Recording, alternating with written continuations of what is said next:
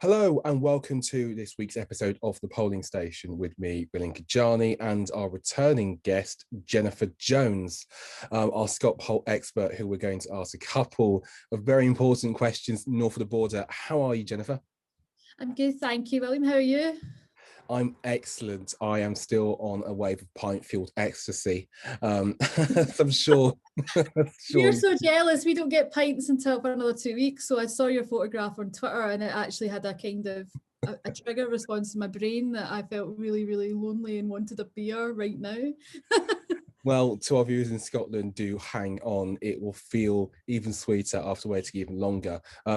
One of the things that is coming in Scotland too is, of course, the Holyrood elections. Now, we had a special episode focusing on all things Scott poll. I think it's time to review a couple of big moves in Scottish politics. So firstly, the Alba Party. What impact have they made so far? Yeah, so I think the last time we spoke was in the hours that the vote for Nicola, the Tories put forward with Nicola Sturgeon and the vote of no confidence, and it was in the final week because it was quite the kind of the climax to the term. So the Alba Party was set up, you know, in the days before the end of March, the days before the final, how many people you could submit as a MSP as candidate was going to be in. So there was a bit of a flurry, a bit of a YouTube stunt where you had a mix of Alex Salmond and it looked like a bunker. His new, you know, you kind of watching it. Sorry, you go. Yeah, it was really quite unique. I do heartily recommend, if you haven't seen it, you do go back and watch the opening Alba press conference. Oh, it's one of those things where it's like the Scottish, the thick of it, really, because you're thinking, what is he going to do? There's a press conference, you know, there'd been all that drama with the kind of final week, and the next thing he's announced that there's a political party had been registered. There'd been another couple of announcements of Action for Indie, which was a couple of the main sort of bloggers and Twitter users who are wanting to stand for a pro-independent party, but weren't wanting to be in the SNP. All of a sudden, they'd put out all their "I'm standing for a candidate," and then Alba Party was launched at 2:00, and it was you know, some would call it a car crash. Some would say it was an internet party. I'm not going to comment, but there was a kind of mix of bloggers, people that use Twitter, and actual journalists asking questions to the former First Minister. We couldn't hear the questions they were asking. There was a lot of kind of him staring into the camera. And it was one of those things where, I don't know, I think I watched it like an hour and a half of it, and by the end of it, I felt a little bit empty inside, in the sense that it was a bit much for me on a Thursday afternoon. So the Alba Party has been set up under this sort of premise of the supermajority, and they will, for those who don't understand the kind of the voting arrangement in Scotland, you get 2 votes. You vote for somebody in the actual area you live, the seat. So here is Galloway and West Dumfries, and then you have a list vote, which would be the south of Scotland, and the country's carved up into 7 regions, and you can do a second vote. And that's to allow smaller parties to get seats. So the idea is these Alba Party candidates will stand in the list seat, and their plan is to get a supermajority. So there's more people in the Scottish Parliament who are pro-independent that will then force through an independence referendum. Again, there's loads of things in that that we could discuss, but the idea is, some would say it's Alex Salmond's revenge, that he wants to get back in Parliament, so he's in the same place.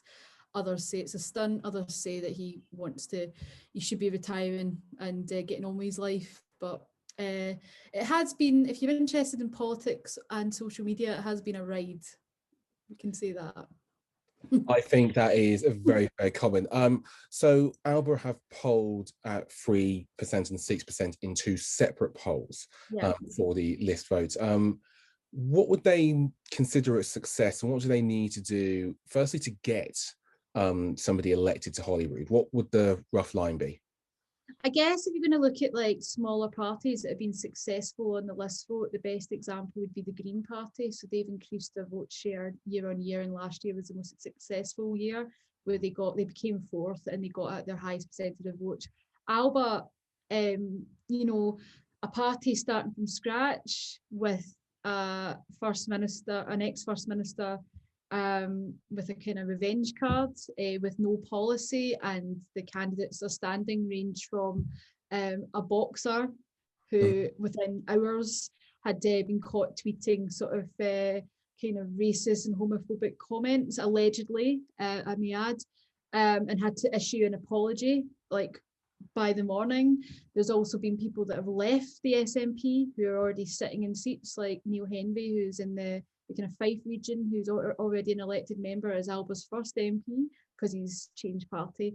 To answer your question about them needing to actually achieve something, it's very difficult to say because they're sort of representative of a very fringe element of social media, Scottish politics, and independence infighting. So people that feel, as I talked about in the last time, there's people that are kind of the gradualists who are wanting to work towards independence and bringing people that are maybe soft, no, middle of the road voters along with them in kind of more social democratic procedure.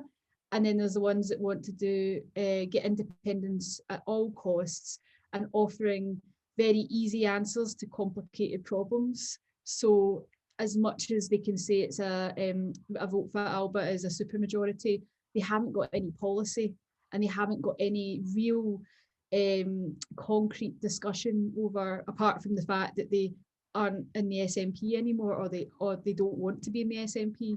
So I guess it's one of these sort of like, as we get with every election, is these sort of fringe parties that kind of capture the more extremes of people that have very strong views about a question such as yes or no, or remain leave. You know, it's that constitutional question rather than a kind of more political left-right position. So I would argue that it's kind of like the populist vote, and I don't know how much of that would actually reflect on the general public who's not really paying attention to the ins and outs of who said what on Twitter.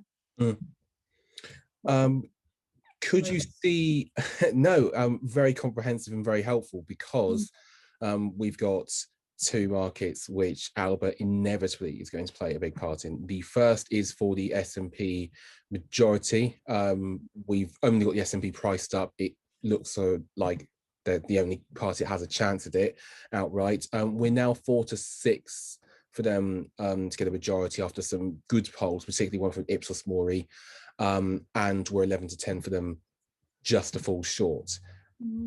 Where would you say the SNP are with regards to their chances of majority? Do you think they've gone up or down over the last couple of weeks? Well, the thing is about the Scottish Parliament is it's not really designed to have a majority, and it's been very rare when there has been a majority. So the idea of the kind of proportional representation, and I need to check that it's the right, but the way that it works out with the list vote means that you get a balance, so no one party is meant to have full control. So the ideal scenario should be a minority government with the smaller parties being the kind of, not a coalition, but they offer the support and challenge and negotiation of policy. So ideally, you know, there's a couple of scenarios. There's a majority in the government, which they've had before when the SNP absolutely wiped the floor. I think it was 2011, and it was a majority which then pushed through the independence referendum. And then you've got your minority government, where you've seen parties like the Greens being able to influence some of the policy. So the only way that you get things voted through, so you can't just get a policy put through like it's happening in Westminster with a strong Tory majority. A smaller parties having an influence in terms of what policy. So a recent one with the Greens is, in order to pass the budget, they managed to get the government to agree that everybody under 22 would get free bus travel, right? And that's a significant win for a smaller party. So if we're looking at the SNP to get a kind of similar, like a nearly a knife edge majority or a larger minority, then I think with the Ipsos Mori poll, you saw the Greens coming in at 11 seats. I would be more looking for something that's realistic and building on years of working to get seats. I think the Greens are ones to watch because they're the ones that are kind of maturing, whereas the Alba Party, I mean, it's a bit of a gimmick, and in the sense that it's great for headlines, it's great for stories, and every time you open Twitter there's another gaffe that somebody's said something that is like, oh, I'm a real person, I'll say what I want. It's like, well, that's, are you willing to sit in and do a job that involves a lot of like attention to detail, a lot of writing forms, a lot of engaging, communicating, or are you just going to sit on Twitter? We all know somebody in America that did that, you know, so that's the kind of situation we're in with the SNP. So that it isn't, I don't have any doubt that they won't be the kind of big party, but how that government shapes up will be interesting. And who do you think will come second? Because this is a race that's been on a bit of a knife edge recently. There hasn't been much between Labour and Conservatives at all. And there's been some research, I should add, from the New Statesman, who have their own model for Holyrood, which suggests that Alba might be hurting Labour more, based on their early analysis. So who would you think will get second? I think with the Labour Party, what you've got to bear in mind, that Anna Sawar came in a month before the election, right? So he's having to kind of reinvent the party, and I don't think he's under any illusion that he's got a job at hand, and this is the first election, and he's just aiming to get good people in seats, right? So there's a good opposition, and I commend him for that, because I think that's what the Labour Party really needs. I think you've got people have the choice between the sort of constitutional question, which is, should Scotland be independent or not, which the Tories are fighting along that. They're fighting along as a voice of the union. Where the Labour Party situates itself in the next less than a month, it will depend on what people might want to vote for, because I think there is people out there in Scotland who are not thinking or do not want a referendum. Doesn't mean they might not be pro-independent, but they don't want a referendum right now. They want to focus on recovery. And I think that the focus on yes, no can often be a dead end, because there's always going to be people that are going to want Scotland to be independent. There's always people that are not. So if you're thinking about politics in that space, I think Anna Sawar is kind of stepping into that space and going, here's an alternative to that. And if he can get that message across, then they will do well, I think. The challenge is if, you know, you're fighting a tide of yes, no, you know, if we have a nuanced conversation like this about the kind of the intricacies of Scottish politics, you know, we've had 14 years of a yes-no divide. So how do we recover as a nation post-pandemic and think about other policies, and how does that get communicated through the party? You know, how does that get communicated on the ground when people can't speak to each other? So maybe you'd have more of a chance if you'd been able to chat doors and do more traditional campaigning. But because of the online side of it, the yes-no divide is perfect for this sort of online campaigning, because it simplifies complicated issues down to should the country be independent or not. You know, it's right, like Brexit, you know. Indeed, which very much appears to be still playing a part. I asked some questions on things to cover, and one of them actually was with the Hartlepool by-election. Right. It comes from Hill Roberts, who's asked about Labour's vote share going up in Hartlepool for local mayoral elections, but losing the constituency seats. One of my suggestions would probably be that the hollowing out of any sort of third party votes there in comparison with 2019 might play a big part. I also just generally think that Labour are struggling across the board right now, and Keir Starmer has had yet more bad polling news. His disapprovals have gone up to 50% in the latest. I believe it's the Ipsos Mori tracker, but don't hold me to account on that. Would you have any sort of view on why that might be? It's difficult because I don't really want to speak in English politics when I don't, because it's the same way as when English people speak on Scottish politics, and they're trying, you know, there's quite a lot of London-based commentators trying to make sense.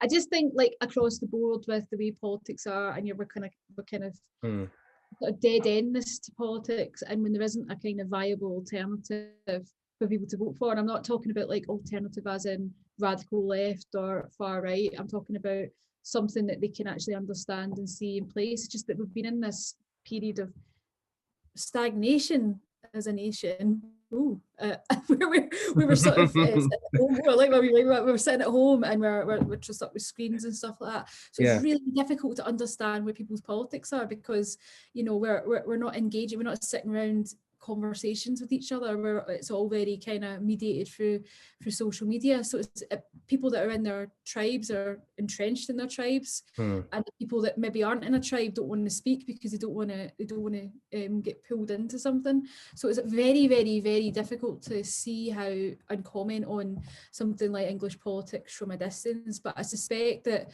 when things start opening up again, we'll start to see how communities in different parts of the UK, at the pace that they recover and the amount of like money and resources and things like that get put into it, and how politicians are speaking on behalf of those communities. So at the moment we're all in lockdown, so there's a bit of kind of same storm, different boat. But when we unlock, that's when we're going to start to see how different areas are being treated. And we saw a little bit of that with the Manchester stuff, you know, and decisions being made and, you know, representation and stuff like that. And I think we're going to see more of that as we move out of it more long term. No, definitely. I think it's definitely something to watch long term, especially, of course, in areas like Hartlepool. You know, I'm a bit tired of hearing the phrase "red wall." I have to be honest, but it certainly holds true that the issues people are voting on there, they do not believe have been fixed. Not that you would expect them to have been in the middle of a pandemic since the election, but that's certainly going to be very interesting. By the way, just when it comes to Hartlepool's by-election, we are still favouring the Conservatives. We're 8-13 on them now. We're 5-4 Labour, and we are 25-1 for 50-1 for Felmer Walker, who is standing as the de facto Northern Independence Party candidate, but alas, the Electoral Commission, they did not get registered with them in time. Yes, so you know, it's all been happening over there. Now, I got 3 or 4 questions on this, and I won't lie, it's a bit of a dicey one, but I feel obliged to cover this. Now, 3 or 4 of you asked about whether the Conservatives or David Cameron might be found guilty or arrested for any crime. I feel obliged to cover it. You can't ask a journalist that, because you're not allowed to like allege. You can allege things, but you can't. There's certain laws out there that if you say something, I am more than aware. I should add they are not the views of me, Miss Jones, or Star Sports. But just on Greensill, there has been an independent probe apparently that's been started. In a political betting context, generally speaking, recently, we haven't really found that scandal has been as effective in stopping politicians as it used to be. I think that's fair. Would you agree?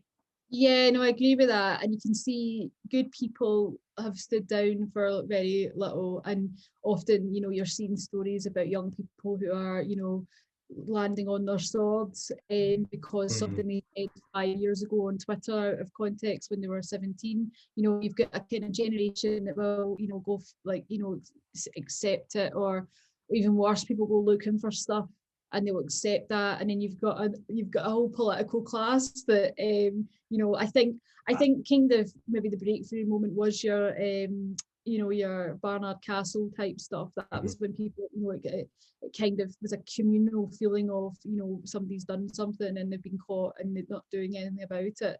So that can then be used as an excuse to not do anything about it. And we've seen it time and time again with the kind of contracts, the PPE, and you just think, I mean, you could take the Naomi Klein view of it, kind of disaster capitalism, where you're kind of going, well, if something bad happens, it's a chance to reshape something. And it's, you know, the shock doctrine kind of left view of it. And to an extent, absolutely. The problem is, it's like, you could give people, well, you get people who fall on their swords for the smallest things, often things that they've self-ownership, that they've done the post of themselves, and you get people that are out there who would consider that what they do isn't a crime because it's part of the way that the world works in their view. So, you know, contracts going to friends, or, you know, it's very difficult. And of course, even if they do get a result, is anything going to happen from it?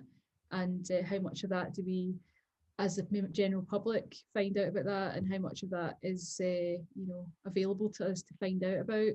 You know, it's challenging and it's frustrating, and you know, you want to see politicians setting a good example, but you know, if people aren't if the punishment doesn't suit the crime, then people are more inclined to kind of see they can get away with things. And I think, I mean, with lockdowns and restrictions and stuff, we're seeing this even in a micro basis, you know, that folk are starting to get kind of fed up with regulations and stuff like that. So it's a difficult one. I've been very careful with the commentary on it, because obviously these things are, you can't allege anything until it's been found out, you know. Absolutely. On that point, I mean, I would agree with that.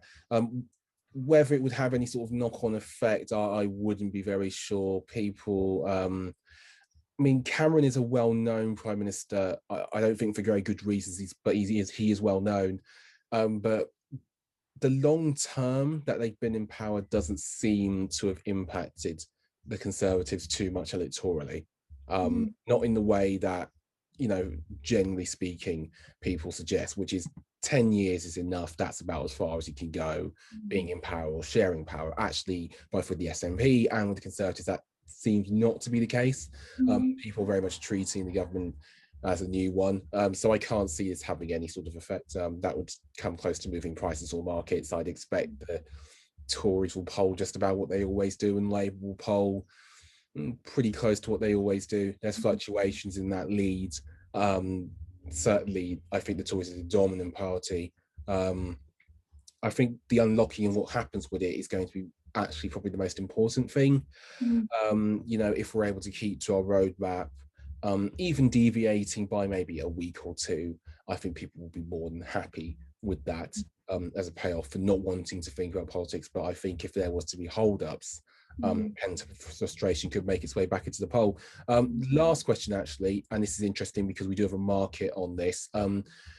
James and Dave Bradshaw, both friends of the show, asked this.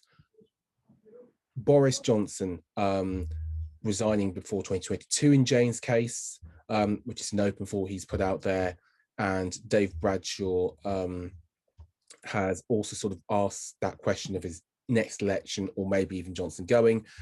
Just on that note, because we do of course have Boris Johnson exit date, we are 9-2 that he leaves this year, 5-1 that he leaves next year. 2023 is the 9-2 shot as well, and we are 8-11 that he leaves in 2024 or later. And you can get 4-5 on him not being the Conservative leader at the next general election, and evens on that. And for the next general election, the Conservatives are 8-13 for the most seats, and interestingly, 13-8 for a majority, which on a personal note is a very long way away, but that looks big to me. I would be surprised if they were 13-8 for majority at the next election, albeit very far away. Just in general, your thoughts on the length potentially of a Johnson premiership at this stage? I think it all depends on how the country bounces back from this, really, because everybody's, because of furlough, because of everything being paused, you know, you look at the year he's had and how many things have happened, and how many, you know, including personal things, and the fact that he's kind of out of that now. I think it all depends on the kind of long-term recovery from both this and the impact of Brexit, that we haven't quite seen the impact of Brexit yet, because we haven't been operating full steam ahead on the economy. So I think until we can see the economy getting back to normal, people's lives, the impact on people's day-to-day lives, what they're able to do, businesses, but also like people's towns, identity, all these things, industry, jobs, if we don't see that and we see things getting even further into decline, then I think that is going to be the big challenge for him. And I think, personally speaking, before the pandemic, I think he just thought election 2019, Brexit, that's his legacy. So actually his legacy is not Brexit, is like almost like a microscopic in comparison to the recovery that's going to come out of the recovery that's required out of the pandemic globally, global relationships, and also like how your man in the street is going to be living you know, in a year's time, 2 years' time, you know, and that will have an impact, because I don't think, I mean, this is the most amount of involvement the government's had on our lives in a generation, and I'm sure they don't want that involvement, and as sure as they start to pull away from it, is how we'll start to see how people are really treated. And also, you know, no amount of, like, you know, press releases and stuff like that are going to cover up people's lived experience, because there was a life pre-pandemic, and now there's a whole new world that we're about to walk into, and we don't and cannot predict what it's going to be like, plus climate change, etc. So that's, I think, is going to be the interesting test, not so much the pandemic. I can't comment on whether he passed or failed that, because people lost their lives, and, you know, there's the vaccine program, there's all these various things going on. It's very complicated, but I think the big thing is the recovery, and how your man in the street feels that they're being treated by the party they voted for. I think there's an awful lot to take out of that, and I would agree with the vast majority of that. I mean, it'll be interesting to see what issues make up the next election, dependent upon timing. I would imagine the Tories will see out the vast majority of this premiership. I don't think, you know, they've had their issues sometimes of party management, but generally speaking, to see any party relinquish the sort of power that they've had, or even have the chance of relinquishing it, I think would be a pretty out of the ordinary move. Just to end this episode, going to push you on this. Would you say that Johnson will lead the Conservatives into the next general election, if you had to pick? I think he will. I think that I don't see, I mean, I think he will, but we're still a long way away. About 3.5 years, we're still a while away. I think he'll see himself as a sort of Winston Churchill character that got us through the war, or maybe it's the other way around. Maybe it is a bit like the Winston Churchill thing, where he got us through the pandemic and he goes, right, that's enough, I'm knackered, you know. Or maybe he bombs in the polls afterwards, and maybe people want a Labour government, and, you know, we don't know that. But again, as I said, until we see what's on the recovery, see, at the moment we're getting furlough, we're getting things that are keeping us. Yeah, you know, I do think that is sort of looming cliff edge. And then people are going to have to get back to work, and what does their work look like? You know, how does these businesses get going again? You know, high streets have been devastated, retail, hospitality, you know, one last shot at keeping these businesses open while people go out and spend money, jobs and young people. You know, it's not so much party political, but if he can navigate through that, because you can't hide behind that. You can't hide behind your economy's been devastated. You can't hide behind that. So because everyone's just going to be feeling it, right? So until that's kicking off, then I think we'll see how he handles that. And if he can't handle it, because there's so many things that he's just struggled with, and his way of governing is to leak something, see the outrage, and then convert it into something. And I mean, that style of politics is exhausting, but I don't see that going anywhere at the moment, because you know, people are wired to their phones. So if that's the way he's governing, then how do you challenge that? Indeed, I think there's a lot of food for thought in that, and it's a great place to end this week's episode of the Polling Station. Thank you very much for coming back, Jennifer. No problem, that's fine. And I'm sure we'll be seeing and hearing from you in the very near future. Thanks so much for watching this week's episode of the Polling Station, and do stay tuned for more local election coverage.